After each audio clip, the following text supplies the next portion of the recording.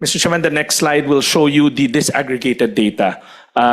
Again, we've catered to 1.107 million public utility drivers, broken down, as you can see, 851,000 from the ranks of the tricycle drivers, TNVS drivers 40,000, jeepney drivers 41,000, service delivery 139,000, MC taxi drivers 68,000 thereof.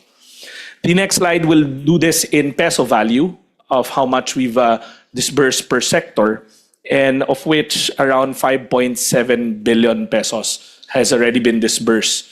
Mr. Chairman, in the original presentation, in the hearing before this hearing, there was an indicative column. We took that out because, Mr. Chairman, as you will see in the next slides, we can ascertain some type of indicative, but it seems like in the ranks of the app-based community, gumagalaw ho yung targets. And that's something that we will get into. But the mandate of the Uplift Committee for DSWD is to finish this as soon as possible. The original numbers were already 85%. The disburse was supposed to be 85% of the original targets. Pero because nga the goalpost keeps on moving, especially for the app-based drivers, hindi na ho namin nilagay yung indicative. Now, the next slide, I know that the pressing question is speed. Why aren't we using digital platforms to do it? DSWD is not averse to using e-wallets. In fact, yung 4Ps po namin, nasa e-wallet na nga ho sila. But what we found out from this exercise is the lack of a clean list. See, the context of DSWD has always been, we go in, we do the payout, we do the intake, pero as long as my clean list. But what was promised to us as a clean list by the TNCs more particularly is now what we call a junk list.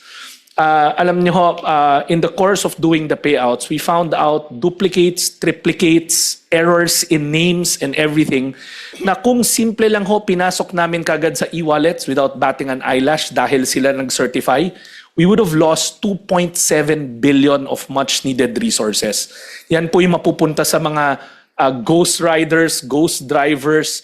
I don't know what else to call them kasi may the average claim rate namin sa mga payout centers namin is only 80%, meaning a good 20% they don't show up.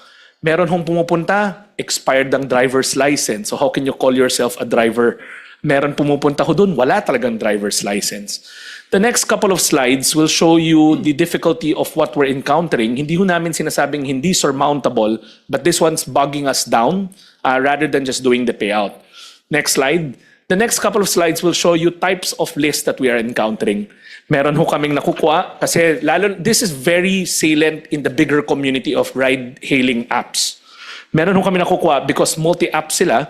Meron hong isang tao that will be submitted 2 times, one with a junior, the other one without a junior. This is quite prevalent. May suffix siya.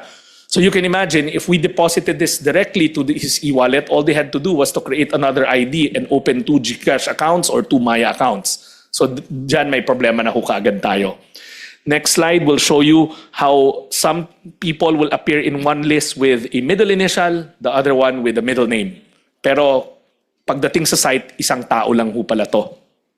Next slide will show you same name but encoded from different lists na magkaiba ang birthday. So these are actual cases already. So, Mr. Chairman, I can go on and on. The next slide will show you another case na same birthday pero may discrepancy sa name.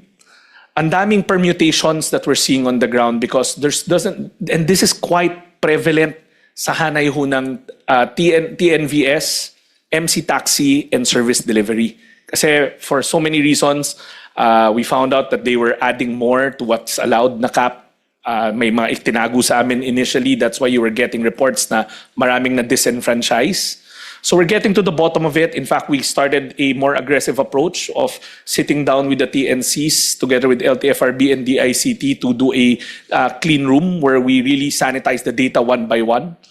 Rest assured, Mr. Chairman, na tatapusin ho namin tong first round na to. And this first round, kaya ho namin to minamanual because nga we need to know our clients. We need to validate, we need to verify. We need to know totoong tao ba tong pinag-uusapan at driver ba yung taong pinag-uusapan. Kasi the last thing we need now are are payouts being done to ghost riders or shadow drivers, whatever you want to call them?